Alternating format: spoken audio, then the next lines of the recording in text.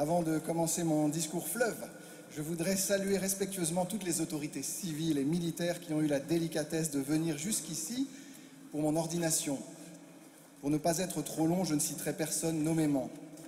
Merci à ceux du Puy, avec qui nous avons vécu de belles choses, de belles réalisations au service du bien commun. Merci à ceux de Lyon d'être venus m'entourer. Les liens profonds qui existent entre l'Église et la société civile trouvent une merveilleuse expression dans le renouvellement du vœu des échevins que j'ai vécu avec une très grande émotion, ici même, jeudi. Je sais que le Rhône et le Rouennais sont réputés pour tout ce qui se fait au service de tous, et particulièrement des plus pauvres et des plus petits. J'aurai toujours un grand plaisir à collaborer avec eux. Merci aux représentants des autres confessions chrétiennes et des autres religions. Lyon est une ville profondément œcuménique et interreligieuse. Nous aurons donc, pour ma plus grande joie, de nombreuses occasions de partager, d'échanger et de collaborer. Merci de votre présence. Je voudrais maintenant vous dire ma joie et ma profonde action de grâce pour tous les cadeaux que le Seigneur m'a faits. Le plus beau cadeau qu'il m'ait fait, c'est l'Église, que je reçois d'une façon nouvelle aujourd'hui comme mon épouse. En fait, c'est l'épouse du Christ. Mais dans la mesure où, comme évêque, j'ai la responsabilité de le représenter, de le rendre présent, il me confie son épouse bien-aimée, pour que je veille sur elle comme si c'était la mienne. Cet anneau en est le signe nuptial.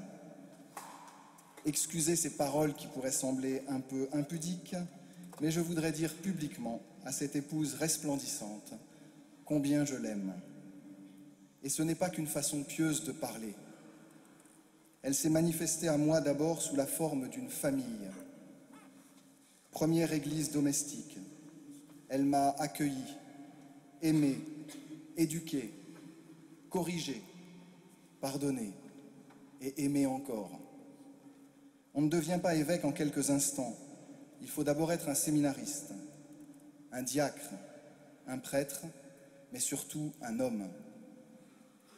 La famille est le premier séminaire qui nous apprend à aimer, à nous donner, à être libres. Si le bon Dieu m'avait laissé choisir ma famille, j'aurais pris la même. Les mêmes parents, les mêmes frères, les mêmes belles-sœurs, les mêmes neveux et nièces. Et je peux continuer, les mêmes grands-parents, ma grand-mère est là, merci de sa présence.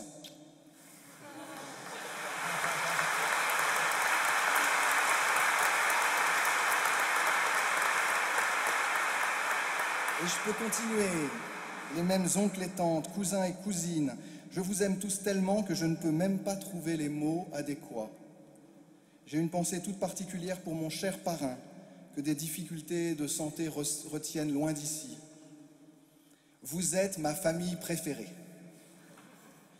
C'est précieux, une famille où je peux être fils et frère sans cesser d'être prêtre. Merci Seigneur aussi pour mes amis. En m'aimant tel que je suis, ils m'ont permis d'être heureux, tout simplement. Grâce à eux et avec eux, j'ai pu rire et pleurer, j'ai pu jouer de la musique, faire du théâtre ou du sport. Un véritable ami, c'est celui qui ne vous juge pas, qui ne vous réduit pas à un aspect de votre personne. C'est surtout quelqu'un qui est capable de vous reprendre, de vous corriger, sans que jamais l'amitié elle-même ne soit remise en question. Je vous supplie de continuer d'être pour moi ce que vous avez toujours été, et donc de me dire les choses franchement, pour que je sache, grâce à vous, me remettre en question. L'Église, pour moi, s'est manifestée aussi à travers l'enseignement catholique et les aumôneries de l'enseignement public, à travers le scoutisme, à travers les différentes paroisses que j'ai fréquentées, de Saumur à l'Allemagne, de Tarbes à Paris, en passant par Versailles. Ce sont ces professeurs, ces catéchistes, ces prêtres diocésains, ces eudistes aussi. Merci à mes amis de séminaire et mes formateurs, au Puy, à Rome. Je n'oublie pas cette belle année que j'ai passée au 4e régiment de chasseurs de Gap, où j'ai appris des choses que je n'aurais jamais imaginé apprendre. Merci aussi à ceux de Madagascar, au foyer de Tanzumua et au Père Emeric. Merci au diocèse du Puy qui m'a accueilli et adopté, qui m'a forgé un cœur de prêtre. Merci au presbytérium du Puy. J'ai choisi d'être prêtre au Puy après une année de propédeutique, surtout après avoir constaté, au-delà des différences, combien vous vous aimiez, combien vous formiez un presbytérium uni, solidaire, solide. Vous m'avez appris le métier. Merci à Monseigneur Brincard. Il a été pour moi un évêque attentif, exigeant et toujours disponible. Merci à Monseigneur Crépy, dont l'énergie et l'intelligence pastorale m'ont marqué. Merci à tous ceux qui m'ont soutenu, entouré, secondé pendant ces années auprès des jeunes, à Yssingeaux, à la cathédrale, pendant cette année du jubilé du Puy. Sans tous ces bénévoles, sans cette équipe solide de prêtres, de religieuses et de laïcs qui m'entourent depuis plusieurs années, je n'aurais pas vécu toutes ces grâces que j'ai reçues à l'ombre du sanctuaire Notre-Dame du Puy. Je ne vous dis pas tout cela pour faire une grande litanie de tout ce que j'ai vécu, je le dis publiquement pour qu'on comprenne bien que si je suis profondément heureux aujourd'hui, si je l'ai toujours été, au point que j'en éprouve une certaine confusion, c'est grâce à l'Église. Et l'Église, ce n'est pas seulement le pape, les évêques et les prêtres. L'Église, c'est surtout vous qui vivez, qui transpirez, qui souffrez, qui aimez. Je dois mon bonheur à chacun de vous qui, par la grâce de Dieu, avez croisé mon chemin. Je précise que le bonheur dont je parle n'a rien à voir avec le bien-être, qui est devenu l'idole de notre monde trop horizontal. Le bonheur, c'est d'être aimé de Dieu, qui nous dépasse et nous permet de nous dépasser. Que serais-je sans lui, qui vient sans cesse à ma rencontre? Que serais-je sans vous? Dieu est la seule réponse à toutes nos questions, l'aboutissement de toutes nos aspirations. Maintenant, je voudrais m'adresser à vous qui m'accueillez. Merci à notre archevêque pour sa bienveillance, pour sa confiance. Je garderai longtemps au cœur cette phrase si touchante que vous avez dite au pape en me désignant alors qu'il s'approchait de nous. Très Saint-Père, voici le cadeau que vous m'avez fait. J'espère que je saurai me montrer digne de ce que vous attendez de moi. Je n'ai pas dit digne de ce que Dieu attend de moi, parce que ce n'est pas possible. En me désignant, merci au Saint-Père. C'est un cadeau extraordinaire pour moi d'avoir été choisi par lui. J'adhère profondément à chacune des paroles qu'il adresse à l'Église, à chacune de ses attitudes.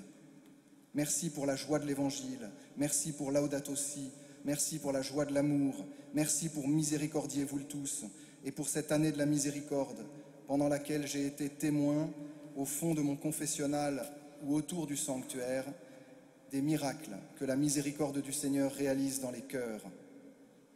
À ceux qui ne comprennent pas le pape François, je voudrais dire une chose. Il est viscéralement et avant tout un évangélisateur. Évangéliser, disait Madeleine Delbrel, c'est parler du Christ à ceux qui ne le connaissent pas. Pour comprendre le pape, il faut se mettre à la place de tous ceux qui ne connaissaient pas le Christ ou qui le connaissaient mal et qui ont redécouvert son visage dans l'attitude simple et accessible, aimante, sans cesser d'être exigeante, du pape François. Merci à celui qui le représente ici, Monseigneur Luigi Ventura, dont la délicatesse et la charité fraternelle me touchent. Merci à tous mes frères évêques qui m'ont manifesté par des petits mots d'une très grande délicatesse combien la fraternité épiscopale était une belle et importante réalité. Merci à mon frère Jean-Philippe, évêque de Digne, copain de séminaire et co-consécrateur. Quelle émotion! Merci à ceux qui sont venus de loin, en particulier Monseigneur Gemayel du Liban, qui nous rappelle par sa présence que l'Église est universelle et qui nous invite silencieusement à ne pas oublier nos frères d'Orient. Merci à mes nouveaux frères du presbytérium de Lyon. J'attends de vous cette simplicité et cette franchise que j'ai reçue de ceux du Puy et que j'ai déjà vécu ici avec beaucoup de joie depuis que je suis arrivé, en particulier pendant les journées de rentrée du presbytérium la semaine dernière. Merci à tous les religieux et religieuses, laïcs en mission ecclésiale, bénévoles du diocèse avec qui je vais être amené à travailler quotidiennement, de me considérer, selon les termes de Vatican II, comme un père, un frère et un ami. Vous avez certainement entendu déjà plein de choses sur moi, des on-dit et des rumeurs. Au nom de la charité et de la vérité, je vous demande de tout oublier. La vérité est bien pire.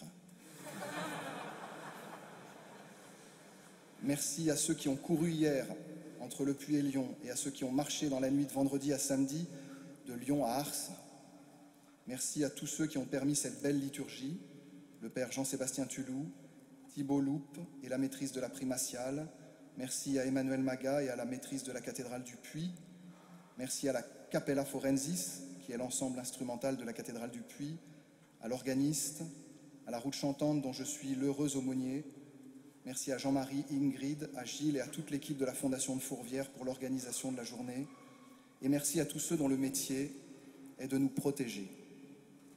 Mes amis, nous vivons dans un monde difficile et je pense à tous ceux qui vivent le chômage, la souffrance, le deuil. Je pense à tous ceux qui ont été profondément blessés, parfois par l'Église elle-même. Gardez votre regard fixé sur Jésus. Quand je regarde chacun d'entre vous, je vois une Église belle et rayonnante. Elle est si belle parce que ses membres sont très différents.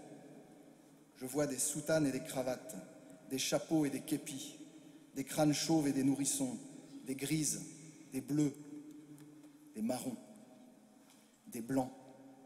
Ce n'est pas la diversité de l'Église ni les sensibilités qui sont la cause de nos divisions. C'est notre péché. Seul le Christ, nous offrant la miséricorde du Père, est la source de notre unité et donc de la beauté de l'Église. Si vous vous en sentez exclus, cela ne vient pas de Jésus, mais de nous. Nous ne sommes pas l'Église sans vous, sans les plus pauvres et les plus faibles, sans ceux qui souffrent et ceux qui sont blessés. Parfois, nous lui rendons un bien piètre témoignage, et moi le premier. Je vous demande d'avance pardon, de ne pas refléter comme je le devrais le visage du Christ. Aussi, je vous en supplie, autant lorsque je vous regarde, je vois l'Église dans sa beauté, autant lorsque vous me regardez, ne vous arrêtez jamais à moi, sinon vous serez immanquablement déçus. Mais prolongez votre regard jusqu'au Christ. C'est lui et lui seul le véritable époux. D'ailleurs, l'anneau que je porte, en fait, c'est le sien. Son nom y est gravé. La crosse que je porte, c'est son bâton de pasteur qui nous rappelle qu'il est l'unique pasteur. Et cette mitre, flanquée de deux grandes oreilles, c'est pour me rappeler que je dois l'écouter, m'adresser à vous en son nom, m'adresser à lui en lui parlant de vous. Pour terminer, je voudrais vous donner un conseil. Nous vivons dans notre pays, des heures difficiles. Dans ce climat de peur, de tension, nous devons être irréprochables. Nous devons être plus que jamais des vrais témoins du Christ. Savez-vous comment être un vrai témoin du Christ? En vous posant la question à chaque crise, à chaque événement auquel vous êtes confrontés, qu'aurait fait le Christ à ma place? Tout est dedans. Et imitons Jésus. Tout est dans l'Évangile. Imitons Jésus. Pour cela, lisons-le.